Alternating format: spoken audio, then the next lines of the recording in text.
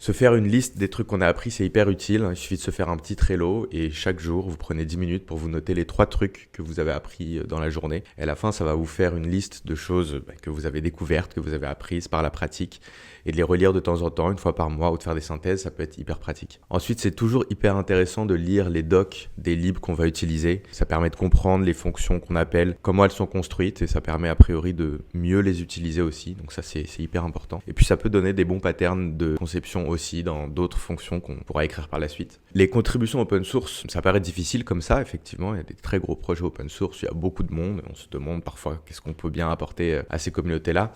Pour autant, c'est hyper intéressant, en général, c'est d'ailleurs des communautés très bienveillantes, et le simple fait d'aller même modifier une typo dans une doc par exemple. Ça va vous faire passer par toute la boucle de commit, pull request, bon formatage du commit, faire review par d'autres personnes. C'est aussi toute une démarche d'aller écrire son code pour qu'il soit lu par d'autres. Donc c'est hyper intéressant